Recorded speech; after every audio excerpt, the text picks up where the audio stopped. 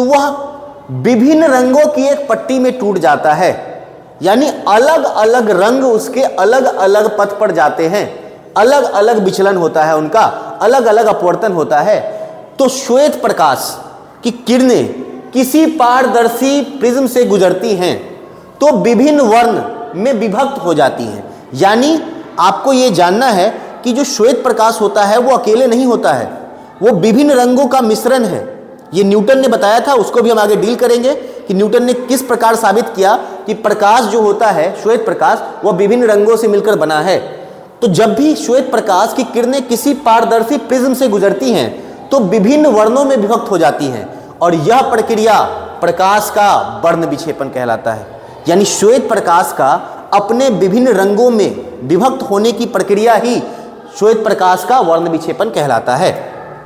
और ये जो पट्टी प्राप्त होती है विभिन्न रंगों की, इसके भीतर बहुत सारे रंग हैं। देखिए, सबसे ऊपर लाल रंग दिख रहा होगा आपको, और सबसे नीचे बैगनी रंग दिख रहा होगा। इसके बीच में अनेक रंग है, लेकिन मुख्यतः 7 रंग देखने को मिलते हैं। ये पूरी की पूरी पट्टी जो होती है ये कंटिन्यूअस होती है। कैसी पट्टी होती है? कंटिन्यूअस होती है, कंटिन्यूअस पट्टी होती है। लेकिन ये जो पट्टी होती है इसमें 7 प्रमुख रंग दिखाई देते हैं।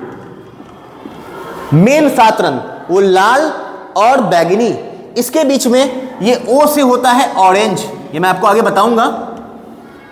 Y से होता है येलो, G से होता है ग्रीन, B से होता है ब्लू, और I से होता है इंडिगो। ये सारे रंग, इंडिका रंग, तो ये सारे रंग आपको मुख्यतः दिखाई देते हैं इस रंगीन पट्टी में। तो प्रिज्म द्वारा श्वेत प्रकाश के विक्षेपण द्वारा प्राप्त रंगीन पट्टी को वर्ण पट्टी या स्पेक्ट्रम कहते हैं। तो अगर आपसे पूछे स्पेक्ट्रम क्या है, तो श्वेत प्रकाश द्वारा विभिन्न रंगों में विभक्त होकर एक रंगीन पट्टी प्राप्त होती है जब प्रिज्म से गुजरता है, तो उसी को क्या कहते हैं? वर्णपट या स्पेक्ट्रम कहते हैं। तो आइए अब चलते हैं कि वर्ण विक्षेपण होता क्यों है, वर्ण विक्षेपण के कारण के बारे में जानते हैं।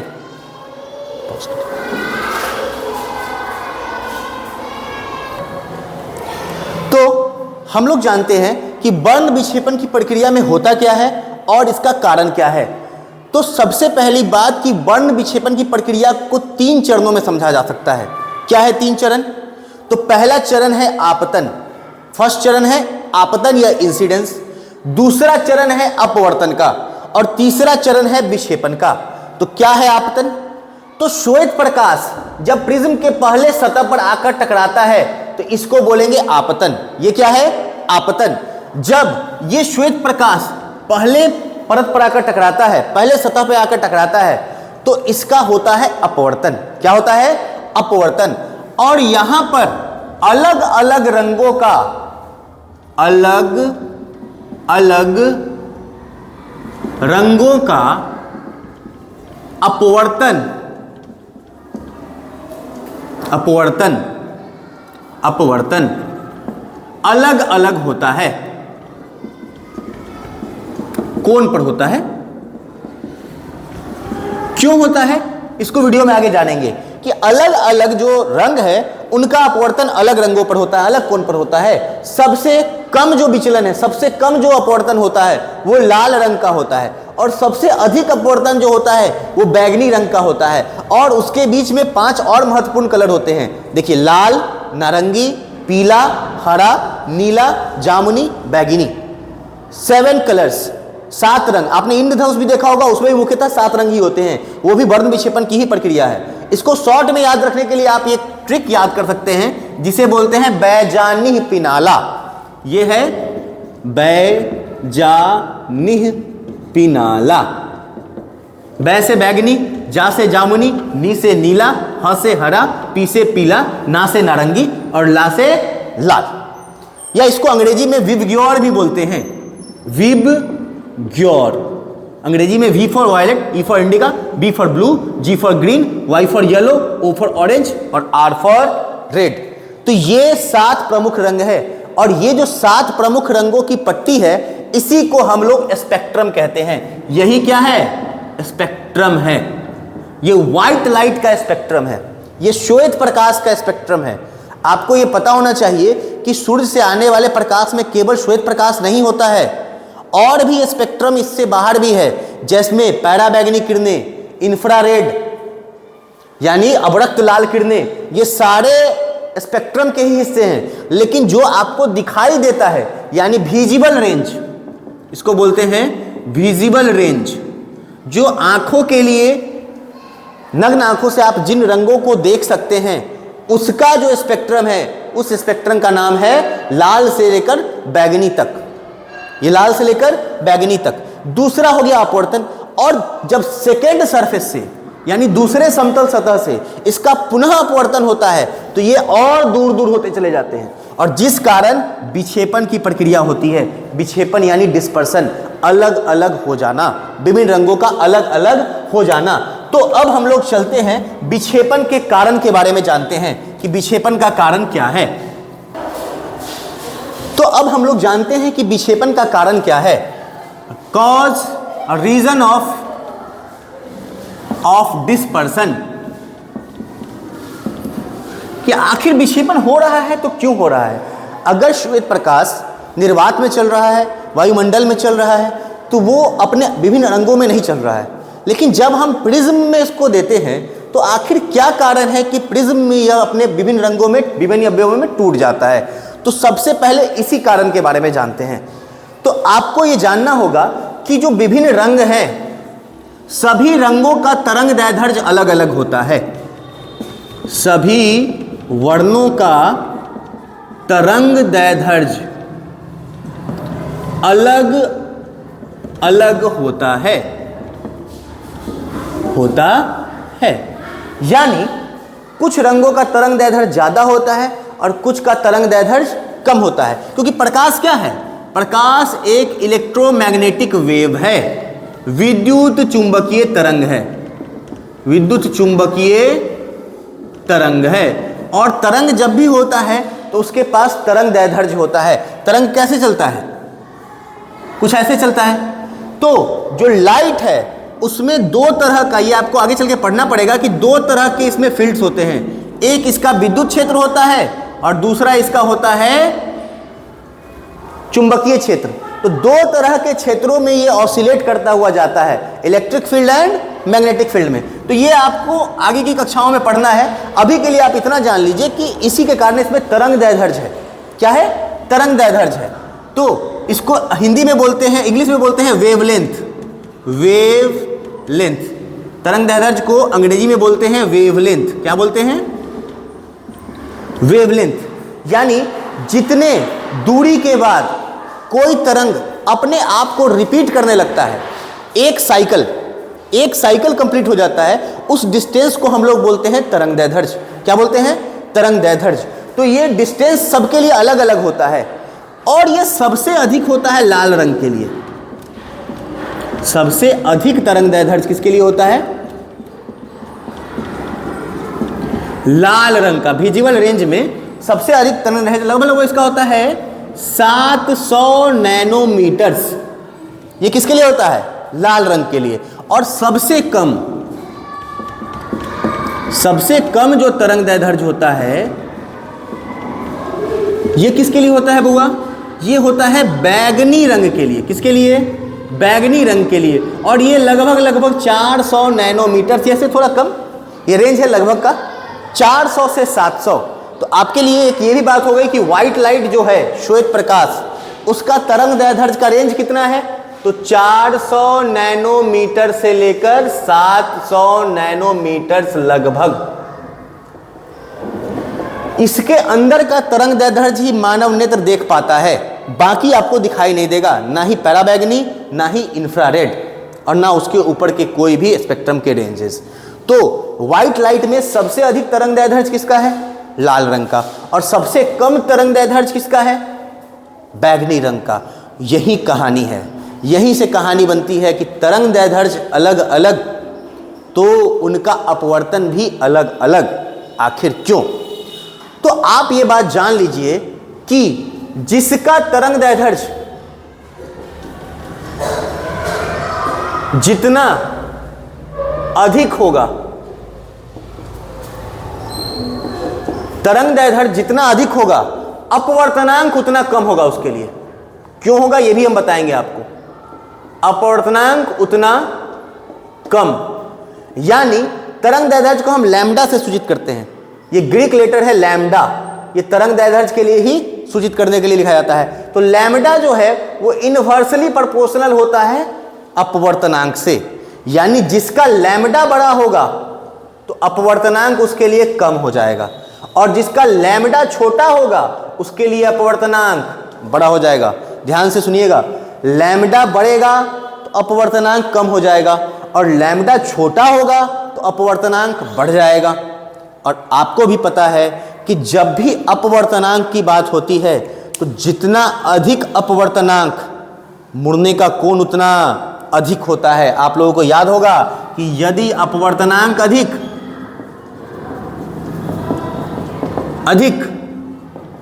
तो विचलन कोण भी अधिक, यानी अपवर्तन कोण क्या अधिक। यानी अब आते हैं यहां पर, सबसे अधिक तरंग दैर्ध्य किसका है? लैम्डा सबसे अधिक किसका है? रेड का। लैम्डा रेड का सबसे ज्यादा है, तो इसके लिए अपवर्तनांक सबसे कम होगा, सबसे कम होगा। और इसी कारण लाल रंग सबसे कम मुड़ता है। ये रेड लाइट है, इसके लिए अपवर्तनांक सबसे कम हुआ तो ये सबसे कम मुड़ा, लाल रंग सबसे कम मुड़ा। और जिसका तरंग दैर्ध्य सबसे कम यानी बैगनी रंग, उसके लिए अपवर्तनांक सबसे अधिक होगा, इसलिए वो सबसे ज्यादा मुड़ेगा। बैगनी रंग का अपवर्तनांक सबसे अधिक होगा तो वो सबसे ज्यादा मुड़ेगा। और इसी के बीच में बाकी सभी उसी क्रम में है। सबसे अधिक किसका है? लाल का। उससे कम किसका है? नारंगी का। उससे कम किसका है? पीला का। उससे कम हरा का। उससे कम ब्लू का। उससे कम बैगनी नारंगी इसका जामुनी का, और सबसे कम बैगनी का। तो ये है आपका वर्ण विक्षेपण। क्यों होता है? तो तरंग दैर्ध्य अलग अलग होने के कारण सभी रंगों के लिए अपवर्तनांक कम और ज्यादा होता है। तो जिसका अपवर्तनांक कम उसका विचलन सबसे कम, जिसका अपवर्तनांक ज्यादा उसका विचलन भी सबसे ज्यादा। तो अब आते हैं कि आखिर क्यों अपवर्तनांक कम होता है, क्या है इसका कारण? तो इसका कारण सिर्फ सिंपल सा है, इसका कारण बहुत सिंपल सा है। इसका कारण बहुत सिंपल सा है कि जब भी कोई प्रकाश की किरण किसी भी माध्यम से जाती है, माध्यम से जब ये गुजर रहा होता है, तो ये प्रकाश की किरण इस माध्यम के कणों से इंटरैक्ट करता है, कणों से इंटरैक्ट करता है। यानी ये क्या करता है कि कण के साथ ये अपना कुछ एक्सपीरियंस करता है। एक समझिए सिंपल की अभिक्रिया होती है इसकी माध्यम के कणों के साथ। और अगर इसका तरंग दैर्ध्य अधिक होगा, तरंग दैर्ध्य अधिक होगा तो ये कम कण से टकराएगा, कम कणों से टकराएगा, कम कणों से टकराएगा। यानी लाल रंग जब किसी माध्यम से गुजरेगा तो वो कम कणों से टकराएगा। जबकि अगर तरंग दैर्ध्य कम हुआ, कम है यानी वो ज्यादा ऑसिलेट कर रहा है, ऐसे जा रहा है एकदम तेज तेज, तो वो ज्यादा कणों से टकराएगा, ज्यादा कणों से टकराएगा। यानी बैगनी रंग नजदीक नजदीक है तरंग दैर्ध्य उसका, बहुत छोटा तरंग दैर्ध्य है, तो ये क्या करता है? ज्यादा कणों से टकराता है। अधिक तरंग दैर्ध्य वाला कम कणों से टकराता है, और जिसका तरंग दैर्ध्य कम है वो ज्यादा कणों से टकराता है, जिस कारण इसकी गति कम जाती है। किसकी गति कम जाती है? जिसका तरंग दैर्ध्य कम उसकी स्पीड भी कम जाती है, और जिसका तरंग दैर्ध्य अधिक उसका वेलोसिटी भी क्या होता है? ज्यादा होता है। अब यही बात है, निर्वात में ऐसा नहीं होता। निर्वात में कोई कण नहीं होता, वहां पर सभी तरंग दैर्ध्य के जो प्रकाश होते हैं वो सेम स्पीड से जाता है, और उसका स्पीड वही होता है, लाइट का स्पीड जो होता है 3 या 2.99 × 10⁸ मीटर प्रति सेकेंड। ये किसके लिए है? निर्वात के लिए है, यानी सी है ये, और ये सभी रंगों के लिए है। वहां अलग अलग तरंगदैर्ध्य अलग अलग स्पीड से नहीं चलता है, सभी तरंगदैर्ध्य एक स्पीड से चलते हैं, इसी कारण वहां पे अलग अलग कुछ नहीं है। लेकिन जब किसी माध्यम से गुजरता है तो माध्यम में है कण, माध्यम में क्या है? छोटे छोटे परमाणु हैं, छोटे छोटे कण हैं। तो इन कणों से कौन ज्यादा टकराएगा? तो वो तरंगदैर्ध्य जिसका कम होगा वो ज्यादा टकराएगा और वो स्लो हो जाएगा, इसकी स्पीड कम जाएगी। लेकिन जिसका तरंगदैर्ध्य अधिक है तो वो दूर दूर जा रहा है, तो ये कम टकराएगा कणों से। लेकिन जो फास्ट फास्ट जा रहा है वो ज्यादा टकराएगा कणों से, तो इसकी स्पीड क्या हो जाएगी? कम जाएगी, और इसकी स्पीड क्या रहेगी? ज्यादा रहेगी। यानी लाल रंग का स्पीड ज्यादा होता है माध्यम में, और ब्लू रंग का और बैगनी रंग का स्पीड कम होता है। अब स्पीड कम है तो अपवर्तनांक ज्यादा। याद कीजिए n बराबर क्या होता है? C B V upon C, C upon V, यही होता है निर्वात में प्रकाश की चाल अब बटे उस माध्यम में प्रकाश की चाल। तो v अगर कम होगा तो अपवर्तनांक ज्यादा होगा, v अगर ज्यादा होगा तो अपवर्तनांक कम होगा। तो यहां से वो पूरी कहानी है कि जब अधिक तरंगदैर्ध्य का प्रकाश टकराता है माध्यम के कणों से तो उसकी गति तेज रहती है, जबकि कम तरंगदैर्ध्य वाले का स्पीड स्लो हो जाता है, जिस कारण कम तरंगदैर्ध्य वाले का अपवर्तनांक बढ़ जाता है और अधिक तरंगदैर्ध्य वाले का अपवर्तनांक कम रहता है। इसी कारण विचलन कम तरंगदैर्ध्य वाले का ज़्यादा होता है और अधिक वाले का कम होता है। तो ये है डिस्पर्सन का कारण, जिस कारण डिस्पर्सन होता है। तो आप इसको अगर लिखना चाहेंगे, नोट डाउन करना चाहेंगे तो लिखेंगे, चूंकि अधिक तरंगदैर्ध्य वाले प्रकाश की किरणें माध्यम के कम कणों से टकराती हैं, कम कणों से टकराती हैं, अतः उनकी चाल अधिक होती है, जिस कारण अपवर्तनांक कम होता है। और अपवर्तनांक कम है अतः विचलन भी कम होता है। तो ये कम मुड़ा लाल रंग कम मुड़ा और बैगनी रंग ज्यादा मुड़ा, लाल कम मुड़ा और बैगनी ज्यादा मुड़ा। तो ये था पूरा वर्ण विक्षेपण के कारण। तो आइए अब जानते हैं कि आखिर प्रिज्म से ही वर्ण विक्षेपण क्यों होता है। एक आयताकार पट्टी में भी तो है, आयताकार पट्टी कांच का जो सिल्ली होता है उसमें भी तो माध्यम के कण है, तो उस पर श्वेत प्रकाश डालते हैं, तो आखिर वहां से वर्ण विक्षेपण की प्रक्रिया क्यों नहीं हो पाती है, प्रिज्म से क्यों हो जाती है। तो आइए अब इसको जानते हैं। समतल कांच की पट्टी वर्सेस प्रिज्म, इन दोनों में क्या अंतर है जिस कारण इसके थ्रू वर्ण विक्षेपण नहीं होता और प्रिज्म के थ्रू होता है। तो बहुत ही इंटरेस्टिंग सा चीज है, समझिए जरा, मैं इसको चित्र द्वारा समझाता हूं।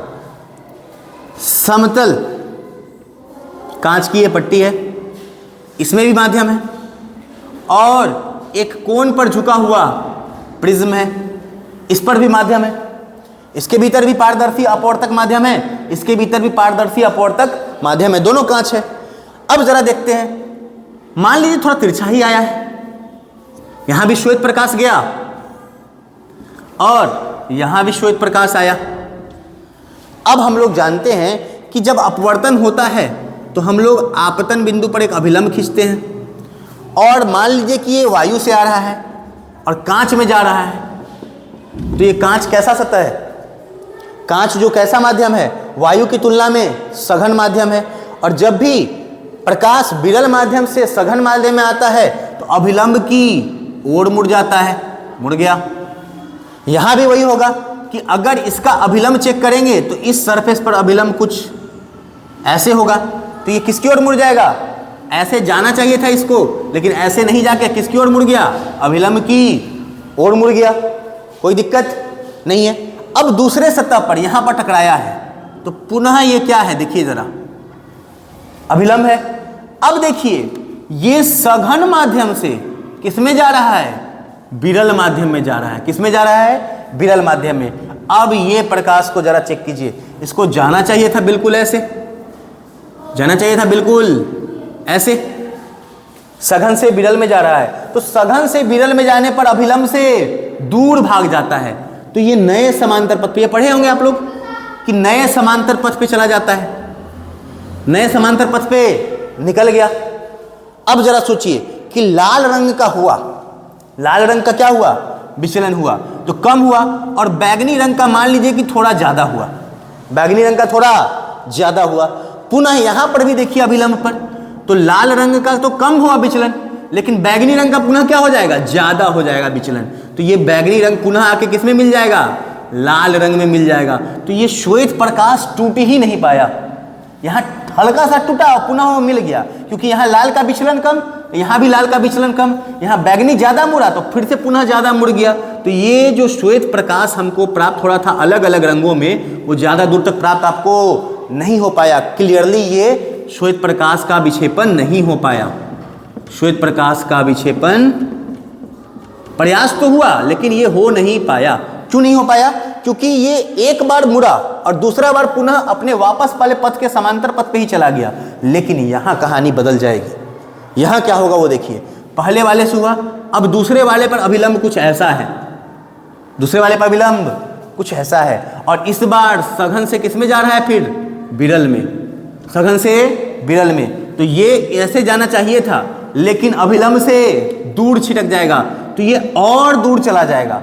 ठीक उसी तरह से अगर बैगनी रंग यहां आया है तो ये और दूर चला जाएगा, यानी ये लाल रंग और बैगनी रंग दूर होते चले गए, यानी ये विक्षेपण होता चला गया, ये विक्षेपण होता चला गया, ये लाल रंग का और ये बैगनी रंग का। यहां विक्षेपण हुआ लेकिन पुनः ये कहां पहुंच गया, अपने ही पथ पर वापस पहुंच गया, क्योंकि ये विपरीत दिशा में हुआ। और यहां क्या हुआ, एक बार मुड़ा और दोबारा फिर उसी दिशा में और ज्यादा मुड़ता चला गया।